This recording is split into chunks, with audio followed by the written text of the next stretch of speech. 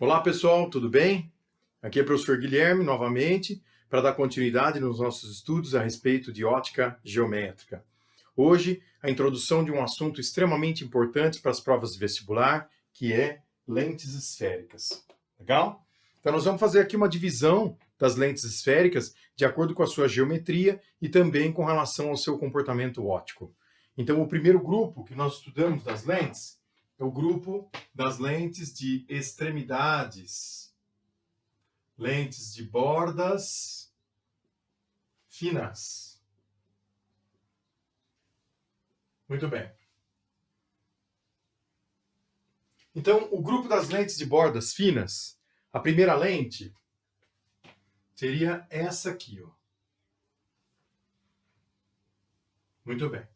O pessoal tem um pouco de dificuldade com relação à nomenclatura dessa lente. Então, a nomenclatura ela vai ser dada de acordo com as faces que nós enxergamos por fora, né? Então, quando você olha uma lente, ou você está olhando aqui desse lado direito, ou você está olhando aqui por esse lado esquerdo da lente. E olhando de qualquer um desses dois lados, você vê uma face convexa. Então, é por isso que o nome dessa lente é lente biconvexa. Joia? A segunda lente, onde nós temos, então, uma face que é plana e uma face convexa. Então, essa aqui é a lente plano-convexa. E, por último, a lente em que nós temos uma face côncava e uma face convexa. Então, essa aqui é a lente côncavo-convexa. Muito bem. Então, é importante perceber que essas lentes todas possuem extremidades finas.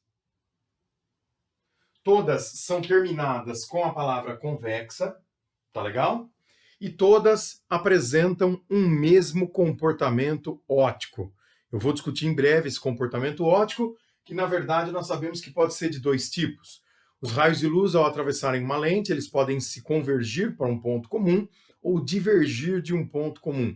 Tá? As lentes não possuem comportamento fixo.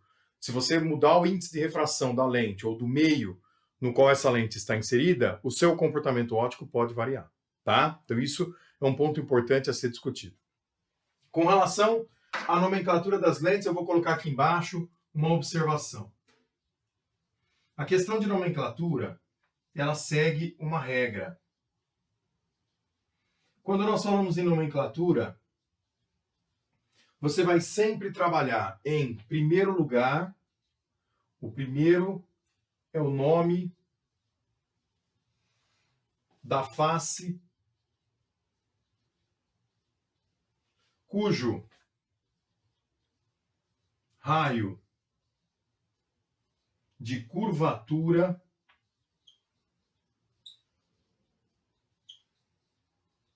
é maior.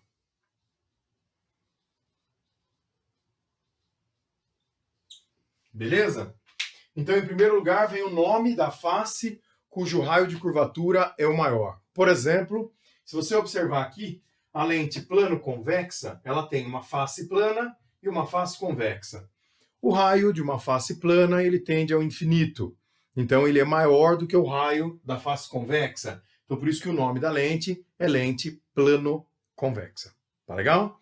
É importante que vocês percebam que toda e qualquer lente, ela é formada por cortes de superfícies esféricas.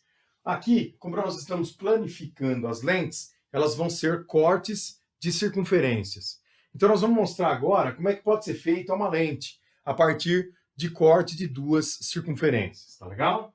Então, vou deixar aqui a observação do nome com relação à regra que nós utilizamos para a nomenclatura e vamos fazer agora uma demonstração dessa questão dos raios para entender aqui, ó. Nomenclatura.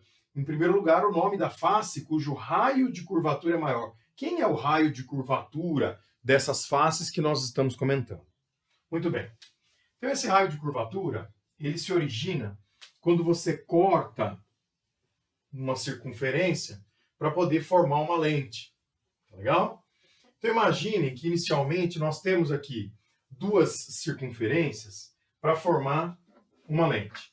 Então eu vou imaginar essa primeira circunferência em preto e vou imaginar uma segunda circunferência aqui em azul. Tá certo? Então se você observar aqui, ó, essa região formou uma lente que inclusive é a lente que nós acabamos de desenhar por último. Não é verdade? Se você observar essa lente formada aí, como é que é o nome dessa lente, pessoal? Nós acabamos de escrever. O nome dela é lente côncavo convexa. Legal? Vamos entender por que a nomenclatura dessa lente é desse jeito? Então veja, essa circunferência em preto, vamos marcar um centro dela aqui, ó. Vamos supor que o centro dessa circunferência fosse esse. E aí, então, nós temos o primeiro raio de curvatura. Vamos chamar esse raio de curvatura aqui de raio R1. E vou marcar aqui o raio de curvatura dessa segunda circunferência que nós representamos aqui. Então, vamos supor que o centro seja aqui. E aí nós temos o segundo raio de curvatura aqui, que seria o raio R2. Tá legal? Então eu gostaria que vocês percebessem que o raio R1, ele dá origem a essa face em preto aqui, ó, que é a face côncava. Então R1 deu origem à face côncava. Da mesma forma, o R2, ele é que deu origem à face convexa. Tá certo? A face convexa é essa em azul aqui do fundo. Tá joia? Muito bem. Então, pensando dessa maneira, qual dos dois raios de curvatura é o maior? Visivelmente, nós temos R1 maior do que R2. Então, é por isso que esta é a lente. Olha aqui, ó. Côncavo convexa. Tá joia? Então, a nomenclatura da lente, ela segue essa regra, tá? Em primeiro lugar, sempre vem o nome da face de maior raio de curvatura. Beleza? Vamos em frente. Então, agora nós vamos estudar o segundo grupo das nossas lentes, tá? Que é o grupo das lentes de bordas, extremidades grossas. Dependendo do autor, também se chama bordos grossos, tá certo? Tanto faz. Então, vamos lá.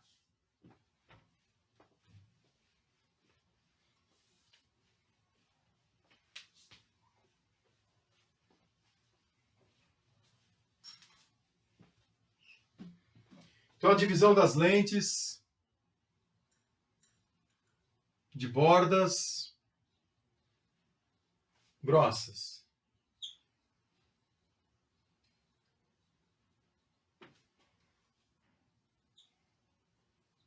Muito bem. As lentes de bordas grossas, a primeira delas é essa aqui, ó. Duas faces côncavas.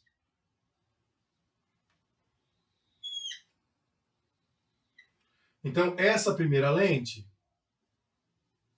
não tem muito segredo, a nomenclatura dela é a lente bicôncava.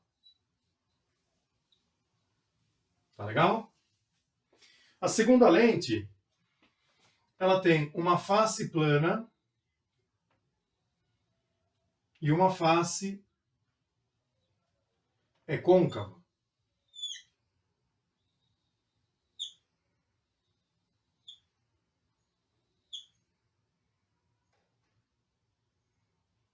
Então, essa segunda lente, seguindo aquela regra de nomenclatura que eu acabei de colocar para vocês, é a lente plano-côncava.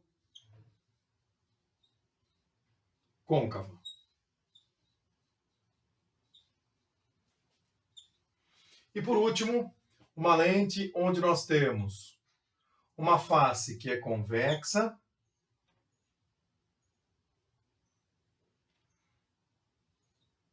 e uma face que é côncava. Então, essa aqui é a lente convexo-côncava. Muito bem. Então é interessante perceber que as lentes de bordas grossas, todas terminam com a palavra côncava. Tá legal? Isso por conta daquela regra de nomenclatura que nós apresentamos agora há pouco, e todas as lentes, sejam elas lentes de bordas grossas ou lentes de bordas finas, elas possuem algo em comum, tá? Talvez o desenho não esteja representando isso de maneira muito eficiente, entretanto, o que é levado em consideração seria essa espessura das lentes, de maneira que essa espessura, vou pôr aqui na forma de observação, nós a entendemos como sendo uma espessura geralmente muito menor do que o raio de curvatura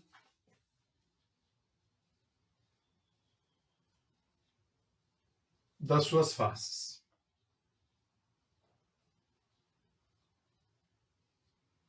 Tá joia?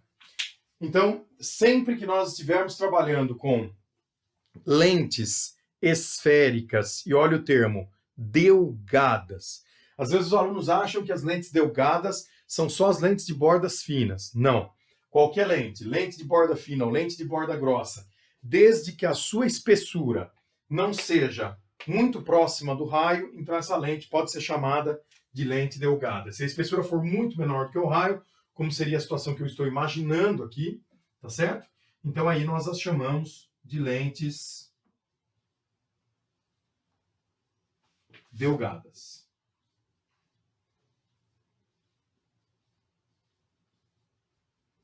Muito bem? Então agora vem uma pergunta importante. Como é que essas lentes se comportam? Quando um conjunto, um feixe luminoso atravessa essas lentes, elas vão se apresentar como lentes convergentes ou como lentes divergentes, né? Então nós precisamos entender esse mecanismo, tá? Para isso eu vou escolher uma lente e vou fazer o desenho dela em duas situações diferentes, tá? Com relação a índices de refração, do qual a lente é feita e do qual o meio que a envolve possui, tá certo? Então nós vamos trabalhar com esses dois índices de refração, o da lente e o do meio que a envolve. E aí nós vamos colocar essa lente sendo atravessada por raios de luz, pelos mesmos raios de luz, tá certo? Em duas situações diferentes para a gente enxergar o comportamento óptico dessas lentes. Então vamos discutir um pouquinho a respeito disso.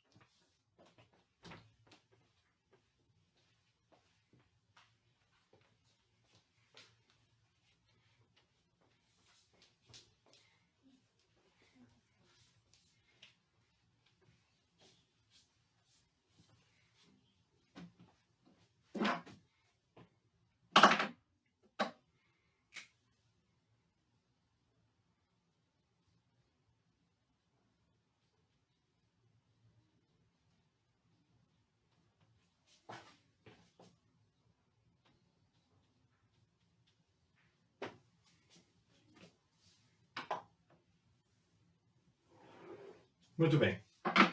Pessoal, falando a respeito do comportamento óptico, então eu vou começar aqui escolhendo uma lente. Estou fazendo um desenho aqui, ó. Imaginando essa lente aqui.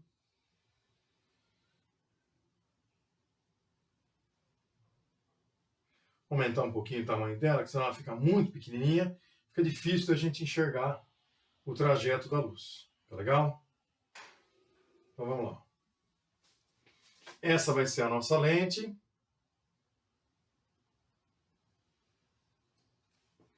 E aí eu gostaria que vocês já fossem enxergando aí o nome dessa lente, né? Que lente que é essa aqui, tá? Então ela tem uma face plana e a outra face é côncava, tá certo? E nós vamos imaginar o raio de luz, um conjunto de raios de luz, incidindo aqui nessa lente. Então vamos fazer apenas dois raios aqui, ó.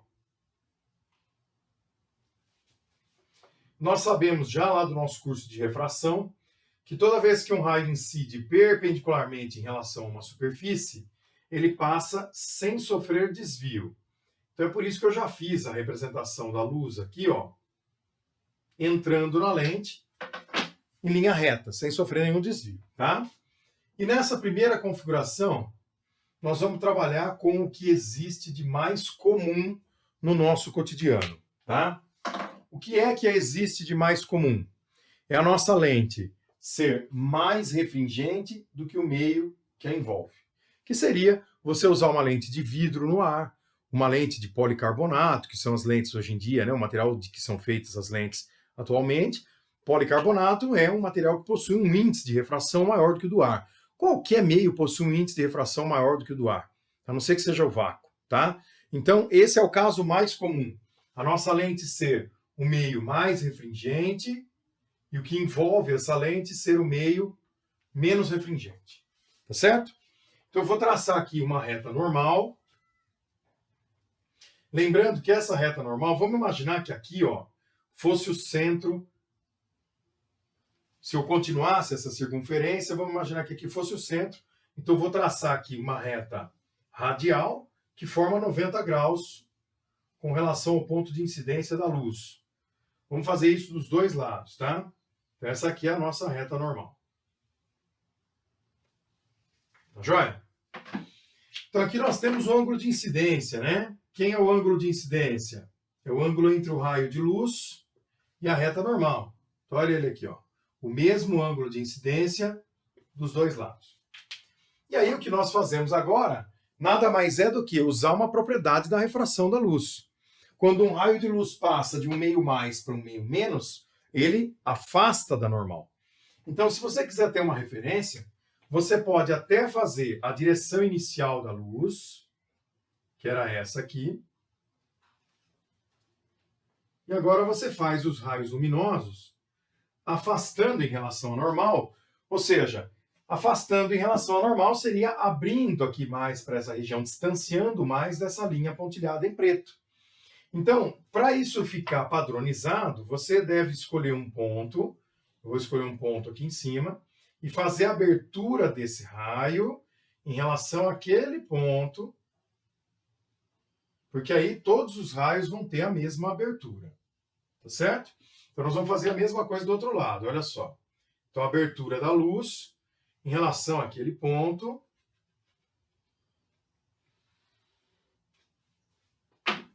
Muito bem. Então veja, nós temos aqui uma lente de borda grossa, numa situação que é a situação mais comum, em que o índice de refração dessa lente ele é maior do que o índice de refração do meio que envolve essa lente, tá certo? E aí o comportamento dessa lente se apresentou como sendo um comportamento divergente. E esse comportamento divergente é fácil você perceber que ele gera um ponto aqui em cima que nós chamamos foco. Só que esse foco da lente, ele não é um foco real, né? Ele é um foco virtual. Então é importante perceber isso, porque daqui a pouco nós vamos falar sobre representação das lentes convergente e divergente, e aí na lente divergente você vai perceber que o foco vem antes da lente, só que é um foco virtual.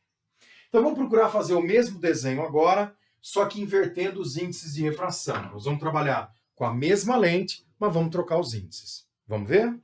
Então seria isso aqui, ó.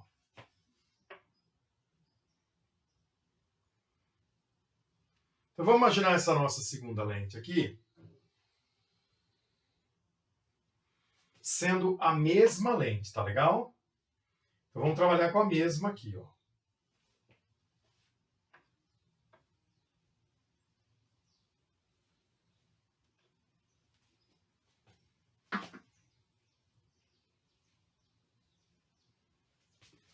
Então, ainda uma lente plano-côncava, e vamos fazer a representação dos raios de luz chegando nessa lente da mesma forma como nós fizemos agora há pouco. Então, raios paralelos incidindo sobre essa lente.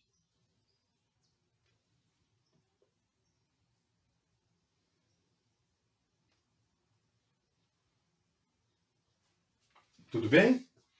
Nós sabemos que quando os raios incidem, independentemente dos índices de refração dos meios que nós estamos trabalhando, eles seguem sem sofrer desvio.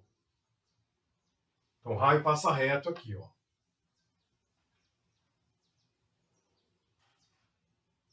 Muito bem. Dessa forma, nós vamos agora inverter os índices de refração. Eu vou imaginar que a minha lente seja uma lente menos refringente e que o meio que a envolve seja um meio mais refringente. Muitos alunos me perguntam como é que isso é possível, né? Professor, como seria uma situação como essa na prática? Na verdade, isso aqui acontece quando você, por exemplo, pega um bloco de vidro e você entalha esse bloco. Então, os exercícios de vestibular usam muito esse recurso, né? Nós pegamos lá um bloco de vidro e eu entalhei o meio desse bloco formando esse desenho aqui. Então, o que envolve esse desenho todo seria vidro. E aqui no meio seria o ar. Então, dessa forma, eu tenho o vidro mais refringente, o ar menos refringente. Então, eu inverti aquele comportamento, tá? Então, nós vamos fazer o mesmo trabalho aqui, turma. Eu vou imaginar uma reta normal em relação a esse ponto. Então, vamos supor que o centro da nossa circunferência fosse aqui. Se eu terminasse essa circunferência, né? Vamos supor que o centro dela estaria aqui, ó, aproximadamente. E eu vou traçar, então, duas retas. Uma reta normal em relação a esse primeiro ponto. E uma segunda reta normal em relação ao segundo ponto. Muito bem. E nós vamos usar agora a propriedade da refração da luz. Toda vez que a luz passa de um meio menos para um meio mais refringente, ela aproxima da normal. Então, veja, novamente nós vamos fazer isso. Essa era a direção inicial de propagação da luz.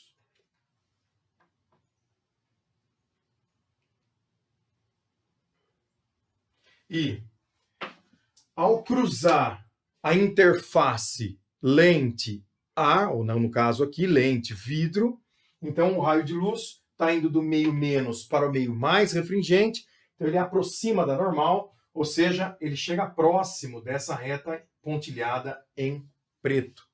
Mas ele não vai passar por dentro da reta, ele vai passar por fora. Então, o correto seria você marcar um ponto comum aqui, ó, e fazer esses raios luminosos incidirem sobre esse ponto. Porque aí ambos possuem a mesma aproximação com relação à normal, por conta de ser o mesmo par de meios, então essa aproximação precisa ser a mesma. Tá legal? Então, esse aqui é o desenho. Muito bem. Então, duas coisas importantes que nós devemos observar aqui, né? A primeira delas que a mesma lente, só invertendo os índices de refração do meio e da lente, apresentou um novo comportamento. Então, isso é um ponto importante. Lente esférica não possui comportamento padrão. Esse comportamento varia de acordo com os índices de refração dos meios da lente e do meio que a envolve, do meio que a cerca. E aí, então, uma lente de borda grossa apresentou um comportamento convergente. E nós sabemos que o comportamento convergente, ele gera esse ponto aqui de cruzamento da luz. Só que é um ponto verdadeiro, um ponto real. Então, isso aqui nada mais é do que um foco real. Vejam, o foco real, nesse caso, ele aparece depois da lente, né? Então, foco virtual aparecendo antes da lente, foco real aparecendo depois da lente. A mesma lente apresentando dois comportamentos, mudando apenas o índice de refração. Tá? Vamos ver então de maneira geral como funcionam todas as lentes. Então agora nós vamos fazer uma classificação usando as lentes de bordas grossas de forma geral e as lentes de bordas finas. Então, ainda dentro do comportamento óptico, vou fazer uma tabelinha para listar isso de forma geral, os dois grupos que nós estudamos. Vamos lá? Então, anotem essa figura, que é uma figura importante, para nós fazermos a análise do comportamento óptico. Vamos em frente.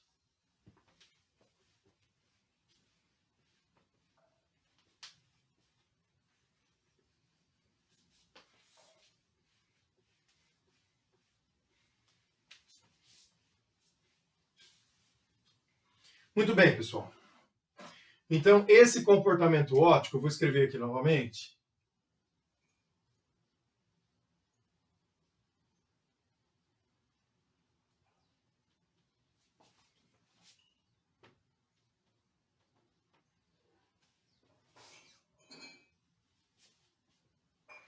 Ele pode ser entendido de forma geral, da seguinte maneira.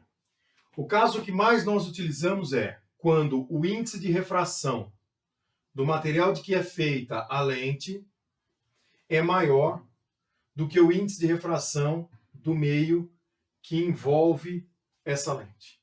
Tá certo? E aí, as lentes que nós estudamos, que são de dois tipos. O grupo das lentes de extremidades finas e o grupo das lentes de extremidades grossas.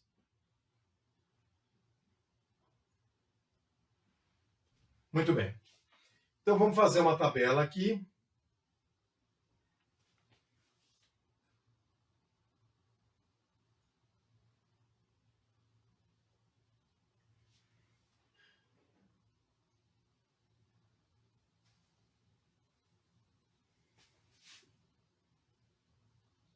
Muito bem.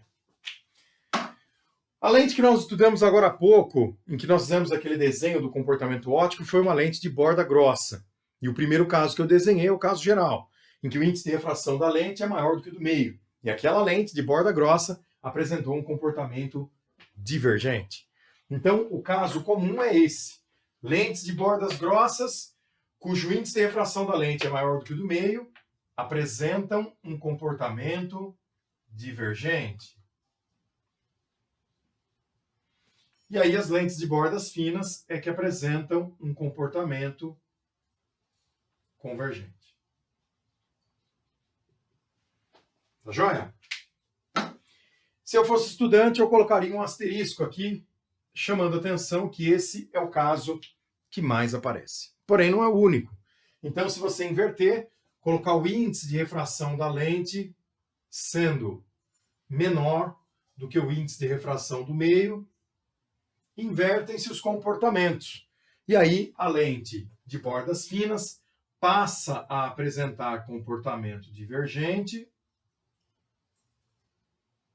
e as lentes de bordas grossas passam a apresentar comportamento convergente.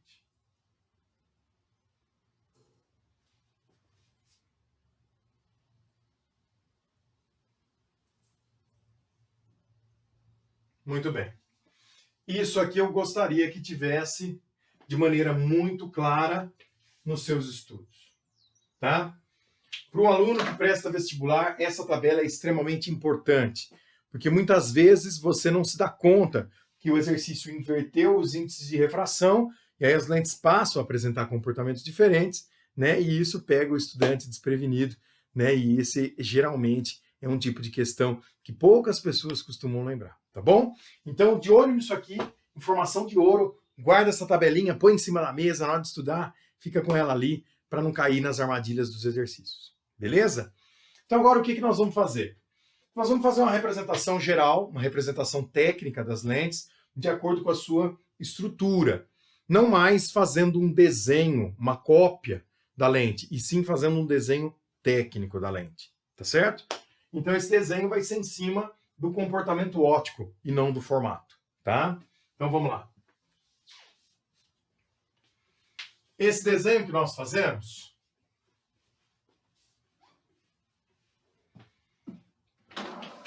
nós chamamos de elementos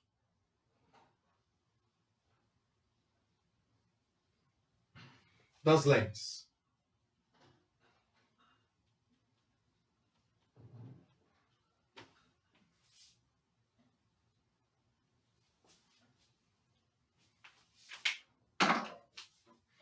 Bom, os elementos das lentes são maneiras pelas quais nós vamos representar essas lentes, usando pontos que são importantes, raios de luz e a estrutura que vai ser utilizada para falar se uma lente é convergente ou divergente. Então ela começa da seguinte maneira. Eu tenho aqui a representação de uma lente que, de certa forma, é uma imitação da lente convergente de bordas finas. Então veja que nós fazemos uma setinha aqui, representando que a extremidade da lente é fininha, tá certo? Como se fosse mesmo uma imitação das lentes de bordas finas. Aqui existem infinitos eixos que cortam o centro da lente, se você for rotacionando aqui, tá? Entretanto, existe um eixo que forma com a lente um ângulo de 90 graus, um eixo perpendicular. Então, esse eixo perpendicular nós chamamos de eixo óptico principal, que é essa linha pontilhada que eu estou colocando aqui. Então, esse eixo óptico principal, sobre ele encontram-se os pontos muito importantes que nós estudamos com relação às lentes. Então, aqui, sobre esse eixo óptico, eu tenho o foco e um ponto semelhante ao que nós chamávamos de centro de curvatura lá no estudo dos espelhos. Porém, nós não chamamos mais de centro de curvatura, ele troca de nome. Só que esses pontos eles têm que ter distâncias iguais, tá certo? Ou seja, vou tornar mais evidente aqui esse ponto. Ó. Então, essa distância aqui necessariamente precisa ser igual a essa segunda. Então, veja que essa, como eu estou representando aqui, a lente convergente, embora essa representação ela faça aí uma menção a lentes de bordas finas, não que necessariamente a lente precise ser de borda fina. É uma lente convergente. A lente convergente ela é representada com um foco de raios que saem da lente, né? Raios que emergem, eles formam um foco-imagem. Então, o foco-imagem ele vem depois da lente, sendo esse ponto aqui. Se você lembrar, na nossa segunda representação, que foi feita agora há pouco nesse canto da lousa, eu fiz o cruzamento dos raios acontecendo depois da lente, e aquele foco era um foco real. Por isso que esse foco chamado de foco-imagem, que é por conta dos raios que estão saindo dessa lente, ele é um foco real e colocado depois da lente. Então, nessa representação, eu estou imaginando que a luz está vindo aqui, ó, da esquerda para a direita, tá certo? Então, aí nós temos o foco-imagem e esse ponto que é chamado de antiprincipal ou antifoco-imagem. Do outro lado, pontos análogos, só que eles são foco-objeto e antiprincipal-objeto, tá certo? Então, nesse desenho que eu fiz com vocês aqui, nós estamos representando as lentes, considerando que os raios de luz estejam se deslocando nesse sentido aqui. Ó. Legal? Segunda representação. Depois nós colocamos esses nomes, tá? Só um detalhe antes do segundo esquema. Aqui, esse ponto, ele é o centro óptico dessa lente. Legal? Segunda lente, vamos lá.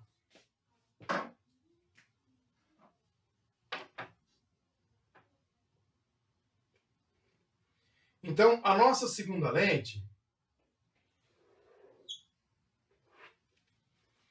vamos dar continuidade e aproveitar a mesma linha aqui.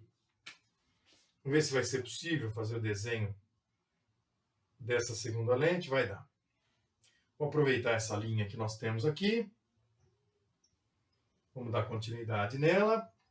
E aí eu vou marcar aqui pontos com distâncias iguais antes e depois da lente. Tá bom? Então, vou fazer uma linha divisória aqui, só para a gente não fazer confusão com relação às lentes, tá? Então, essa segunda lente,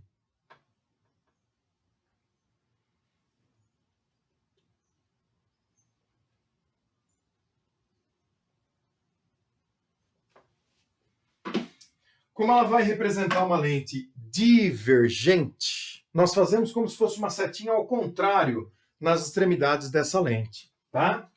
Então, a sua representação é dessa maneira aqui, ó. Simulando que essa lente teria bordas, extremidades grossas. Só que não necessariamente isso precise ser uma lente de borda grossa, basta que ela seja divergente, tá? Então, esse segundo desenho está representando a lente divergente. Muito bem. E aí, na representação dessa lente divergente, a pergunta é a seguinte. Lembra que quando uma lente é divergente, você tem um foco virtual que aparece antes da lente? E aquele foco que nós desenhamos é um foco imagem, porque ele é o cruzamento dos raios que estão emergindo da lente. Então, foco imagem virtual, ele aparece aqui, ó. Esse seria o anteprincipal imagem. Aqui nós continuamos tendo o centro óptico dessa lente. E aqui, foco objeto e anteprincipal objeto. Não é porque os pontos estão invertidos que a luz passa a ter uma trajetória diferente. Muito pelo contrário. Essa luz continua aqui se propagando da esquerda para a direita. Então, essa é a representação que nós fazemos para a lente divergente. E a convergente também, né? Convergente e divergente, tá?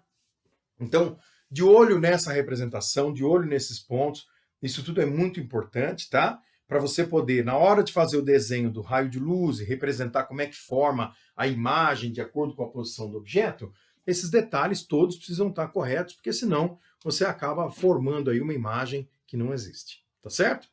Então agora eu vou colocar a nomenclatura desses pontos. Vamos lá? Vou precisar de espaço aqui, então eu vou apagar. Estejam junto comigo nas anotações aí, anotem tudo direitinho, que essa é uma parte muito importante. Vamos lá? Então é o seguinte, turma. Com relação aos elementos que nós destacamos aqui nas lentes, vou deixar o desenho da lente divergente, tá? Em qualquer uma delas, o FO nós chamamos de foco objeto e o FI é o foco imagem. Da mesma forma, eu tenho AO sendo o anteprincipal, ou também chamado de antifoco objeto. E o AI é o nosso anteprincipal, ou também antifoco imagem. Tá joia? Muito bem. Então, depois de conhecer a nomenclatura de todos esses pontos, depois de conhecer a estrutura da lente convergente, da lente divergente, dos seus comportamentos ópticos, se uma lente, lembrando que uma lente de mesmo tipo, né, pode tanto atuar como convergente e ora como divergente, mudando apenas os índices de refração. Então, conhecendo todos esses detalhes, é hora de você fazer o desenho de acordo com as diversas posições que o objeto pode assumir, vendo então quais são as características das imagens formadas por essas lentes, tá? Mas isso é um papo para uma outra aula. Então eu aguardo vocês na próxima para a gente fazer junto a construção dessas imagens. Obrigado, pessoal. Um abraço para todos. Até a próxima.